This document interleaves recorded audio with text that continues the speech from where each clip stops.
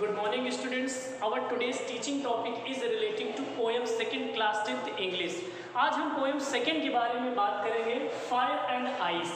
Robert Frost के द्वारा लिखी गई ये पोएम भी है और ये बहुत ही ज़्यादा इंटरेस्टिंग पोएम है। इंटरेस्टिंग कैसे है आपको मतलब मालूम होगा, फायर मीन्स आग, ये सभी को पता है, लेकिन फायर मीन्स आग यहाँ पर नहीं। आइस मीन्स ठंड होता है या बर्फ होते हैं। आइस का मतलब भी बर्फ इस पोएम के अकॉर्डिंग नहीं है। ये पोएम एक सिंबॉलिस्ट बेस्ड पोएम है, मेटाफोरिकल पोएम है और इसे जो है सिंबॉलिस्ट बेस्ड ही समझा जाएगा तभी समझ में आएगा। पोएम बहुत छोटी है लेकिन उसकी मीनिंग बहुत बड़ी है। Let's see what's the meaning of this poem. Till the end of this video I try to explain which type of poetic device used here and devices also. The first line of this poem is, some say the world will end in fire. At first we will start to explain the meaning of fire. Fire means है यहाँ पर desire. Desire का means होता है इच्छा, the lust, wish, and ice means hate, यानी despite, घृणा करना। तो फायर मीन्स पैशन, डिजायर यानी इच्छा और आइस मीन्स हेट यानी घृणा। द फर्स्ट लाइन इज, सम से कुछ लोग कहते हैं कि the world will and in fire, इस संसार का अंत होगा आग से। अब ये कौन लोग हैं जो कहते हैं कि इस संसार का अंत आग से होगा? हम आप तो कहते नहीं हैं। यानी यहाँ कुछ पीपल यानी साइंटिस्ट का ये मानना है कि एक दिन ऐसा आएगा, one day will be come in future when this world is ruined due to fire, आग की वजह से ये संसार समाप्त हो जाएगा। तो साइंटिस्ट का मानना ये साइंटिफिकली रीजन है। एंड सम से इन आइस, और वहीं पे कुछ साइंटिस्ट का मानना है कि इस संसार का अंत क्या आइस से होगा। अब देखते ये है कि फायर से होता है या आइस से होता है। अकॉर्डिंग टू रॉबर्ट फ्रॉस्ट वो क्या बताते हैं, from what I tasted of desire. अब रॉबर्ट फ्रॉस्ट कहते हैं कि अगर इस संसार का अंत डिजायर से होता है, इट मीन्स फायर से होता है, डिजायर से होता है, तो उसे तो मैंने टेस्ट कर लिया। कहने का मतलब ये है कि मैं बहुत अच्छी तरीके से जानता हूँ कि इस संसार का अंत डिजायर से पॉसिबिलिटीज है होने के, क्योंकि आज जितनी भी समस्याएं हैं, जितना भी स्ट्रगल है, जितना भी संघर्ष है, उनके पीछे कहीं ना कहीं डिजायर है, हमारी इच्छाएं हैं, जो हमारे अंदर अनसेटिस्फैक्शन है, जो असंतोष का भाव है हमारे अंदर, उसके पीछे रीजन डिजायर ही है, हमारी इच्छाएं ही है। एक विश पूरी नहीं होती, दूसरी विश तैयार हो जाती है। तो अगर डिजायर से इस संसार का अंत होता है तो इसमें कोई डाउट नहीं है।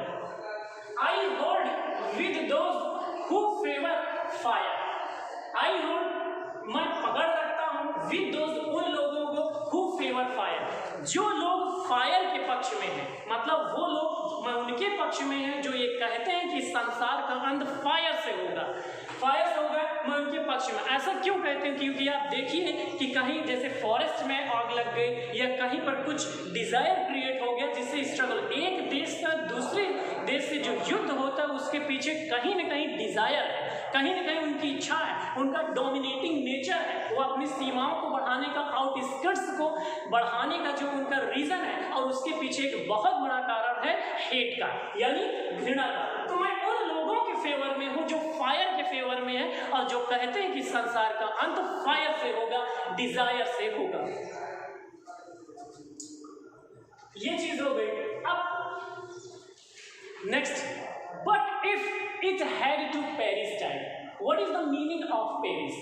पेरिस वर्ड की मीनिंग आपको क्या है यहाँ पर? If, but if it had to perish, it means to say that die, die death, die means end, perish means die, die means end, यानी इस संसार का अंत दो बार होगा।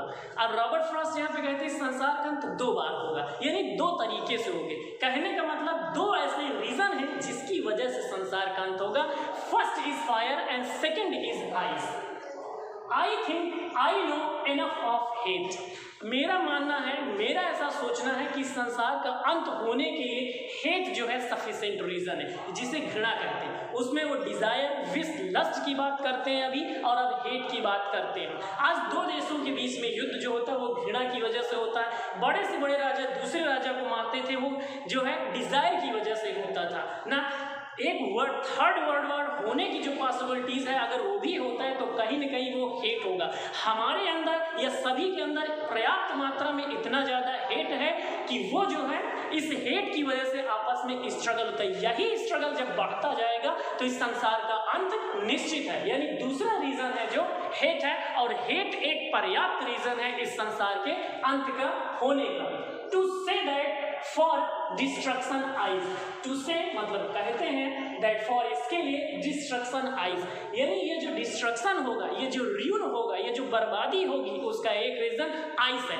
आइस मीन्स यहाँ हेट, और हेट मीन्स डिस्पाइट यानी घृणा है। कोई बर्फ के नहीं है, बर्फ की वजह से नहीं। अच्छा, एक दूसरा सिंबॉलिक रीजन ये भी कि पानी का बहुत अधिक लेवल बढ़ जाएगा, बहुत अधिक पानी होने की वजह से भी संसार का अंत होगा, जिसे कि सिंबॉलिक रीजन में हेट कहा गया है। Is also great, is also great यानी अगर इस संसार का अंत आइस की वजह से होता है, अगर इस संसार का अंत घृणा की वजह से होता है, तो ये एक महान रीजन है, ये एक महान कारण है ना। तो इन दो पोयम में the world is end due to two ways, यानी संसार का अंत दो तरीके से होगा, fire and ice, desire and hate की वजह से होगा। तो ये आपकी पोयम की हिंदी मीनिंग थे, जिसे मुझे पूरी उम्मीद है आपने बहुत अच्छी तरीके से समझा होगा। Let's we will discuss now how can we use, how can we find rhyming scheme from this stanza of this poem also.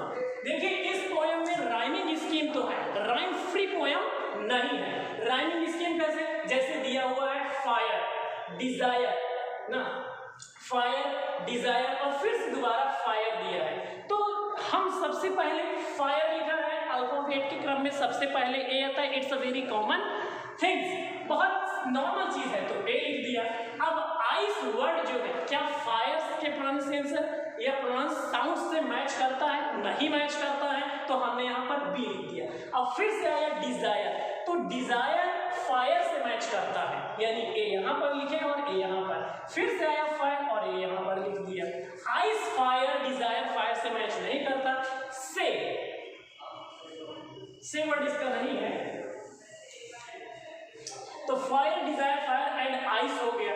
इधर देखते हैं, यहाँ पर दिया हुआ ट्वाइस। अब देखिए, आइस यानी आपके स्टैंजा की सेकेंड लाइन आइस है और इसकी फर्स्ट लाइन ट्वाइस है, तो ट्वाइस आइस मैच कर रहा है, इसलिए बी होगा।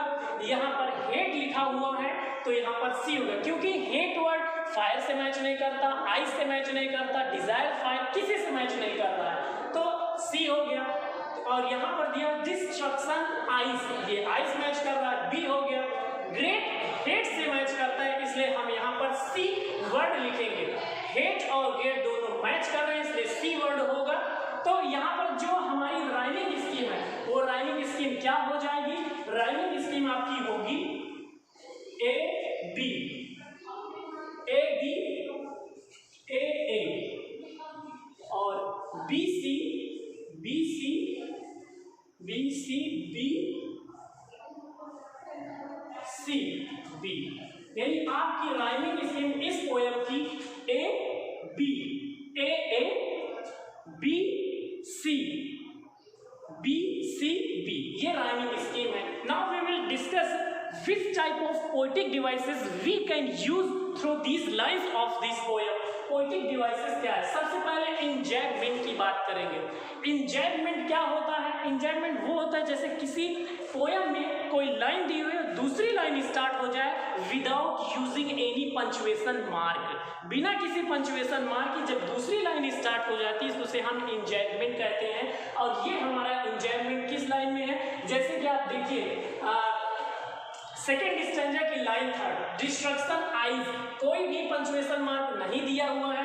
इज आल्सो ग्रेट, कोई पंचुएशन मार्क नहीं दिया। एंड वुड सफिस, और यहाँ भी कोई पंचुएशन, यानी ये तीनों लाइन जुड़ी हुई है विदाउट एनी पंचुएशन मार्क की, इसलिए यहाँ पर ये इंजैगमेंट है। Alliteration, alliteration the repetition of consonant word को हम इलिट्रेशन कहते हैं। अब इलिट्रेशन देखिए, एस वर्ड इलिट्रेट है, रिपीट कर रहा है, इसलिए यहाँ इलिट्रेशन एस है। यहाँ भी एस वर्ड रिपीट कर रहा है, इसलिए इलिट्रेशन एस है। यानी जब किसी लेटर, कोई लेटर बार बार रिपीट करता है तो उसे हम इलिट्रेशन कहते हैं। एजोनेंस हमने पहले की वीडियो में बताया एजोनेंस कैजोनेंस के बारे में। एजोनेंस वॉवेल साउंड्स को रिपीट करेगा, तो एजोनेंस यहाँ आई वर्ड को रिपीट कर रहा है। आई जैसे कि आई वर्ड कहाँ, ये डिजायर में आई वर्ड है, फायर में आई वर्ड है, तो इनको रिपीट कर रहा है आई वर्ड को, इसलिए यहाँ पर एजोनेंस है। ठीक इसी तरह कैसोनेंट साउंड्स यानी जो कैसोनेंस है, जो कॉन्सोनेंट के साउंड है उनको रिपीट करे तो कैसोनेंट साउंड्स होते हैं। इलिट्रेशन इस स्टैंजा में ओ वर्ड है। ओ वर्ड कौन सा है, अब देखिए आप, नो में ओ है, एनफ में ओ है, तो ओ वर्ड रिपीट कर रहा है इसलिए इलिट्रेशन ओ है। इंजैगमेंट इसकी पहले ही लाइंस बता दी गई है, यानी इस पोयम में जो पोएटिक डिवाइसेस है, इंजैगमेंट, इलिट्रेशन, एजोनेंस, कैजोनेंस एंड इंजैगमेंट रिपीट अगेन इस पोयम में लिया गया। इस पोयम में ये बताया गया है कि दो तरीके जिनकी वजह से संसार नष्ट हो जाएगा, पहली आग और दूसरी आइस। आग का मतलब फायर है, यहाँ फायर का मतलब यहाँ डिजायर से है यानी इच्छा से है, हमारी इच्छा शक्ति से है, और हेट का मतलब घृणा से है। यही दो रीजन जिनकी वजह से संसार नष्ट हो जाएगा। आपको उम्मीद है कि ये वीडियो समझ में आया होगा, नहीं समझ में आता आप रिपीट अगेन बताइए और दोबारा एक्सप्लेन किया जाएगा ना। Thank you so much.